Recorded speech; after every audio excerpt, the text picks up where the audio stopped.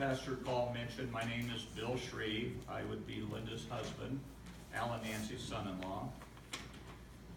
On behalf of the family, we welcome you today, and we appreciate your coming to share Al's life and the tributes towards him today. Nancy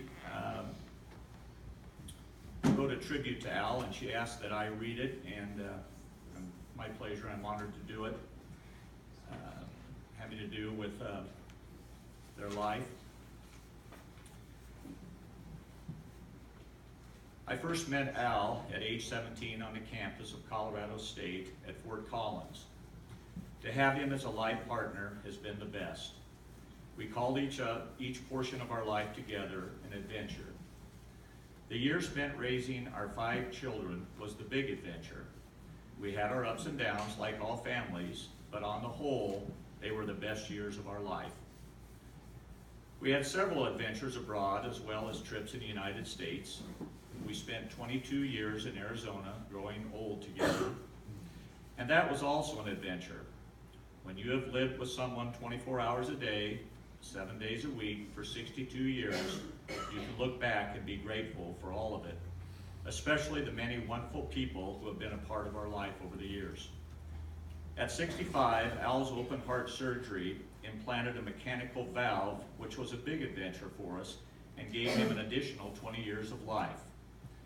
The numerous fishing trips to the Boundary Waters have left 2 generations of family with fond memories. We called Grandpa the Wagon Master. Likely the most significant and lasting memory of our adventures was a time spent alone or with our family and friends at our cabin on the Platte River at Sokol Camp near Valley. The children all learned how to polka, eat Czech food, and play on the sandbars in the river. I'm certain that Alan's Czech grandparents, who brought their families across the ocean to learn a new language and make a better life, would be very proud of their legacy. We appreciate all you who have come to pay your respects to a good man who has moved on to the next great adventure with our Lord. At this point, I think there are some family members or friends that would like to pay a tribute, so please come forward.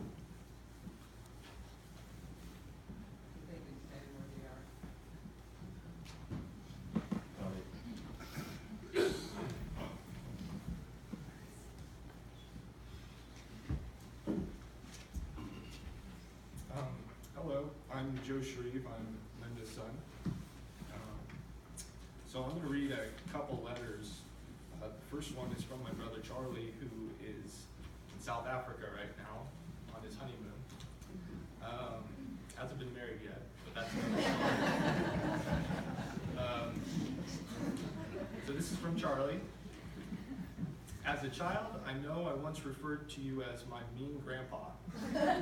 But at 29, I want to clear the air and assure you that it is not the case. I will forever cherish the childhood memories shared with you. While you touch so many, I selfishly want to thank you for the impact you had on my life. When the Shreve kids weren't at home, we were most likely at the cabin, wreaking havoc and enjoying every minute of it. I know we tested your patience, but I promise you I couldn't have asked for a better relationship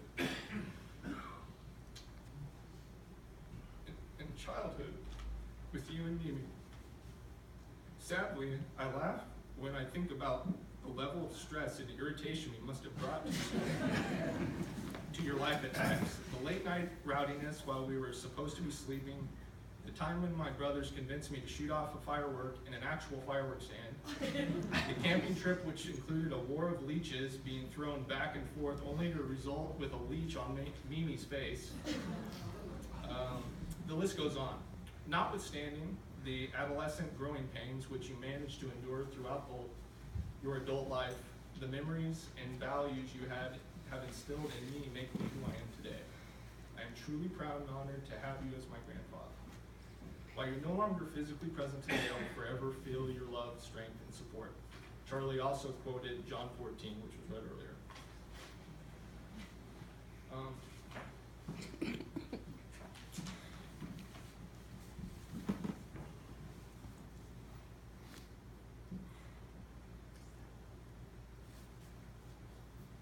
Dear Grandpa, when I think about you, several words come to mind. Strong, adventurous, funny, and loving. As a child, I'll always remember looking up at you like a son looks up to his father. Even though I was your grandson, I felt like one of your kids. You were always strong-minded, strong-willed, strong physically and emotionally. I remember being on those fishing trips in the boundary waters of Minnesota and how special I felt being with you, Mimi, and my uncles. For one trip at least, I was the only grandchild who went, which made me feel like one of the guys. I'll always hold onto that special memory. I'll also remember how tough and strong I thought you were for showing me how to rough it. Every subsequent trip was its own adventure. Traveling with cousins and siblings just made it all more fun. Our relationship grew and matured as I grew and matured. You always treated me like an adult and with respect. Our friendship grew into just that, a friendship. When I lived in Arizona, we would spend some holidays together and the occasional Husker football game. Insert any number of funny stories here. Your passion for Husker football and your reactions when watching the game are nothing short of legendary.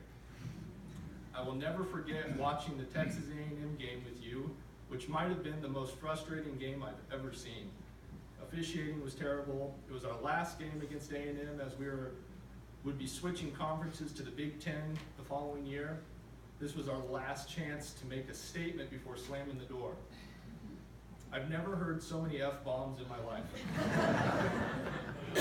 I think we both survived only because Mimi was there to reel us in.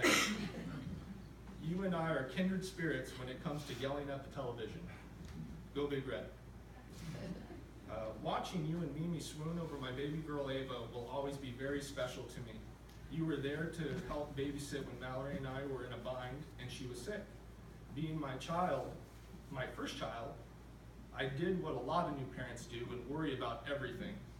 I never worried for a moment when Ava was alone in your care. She couldn't have been in stronger hands and with more loving person than you. I'll miss you. Love, your first grandson, Joe Sharpe.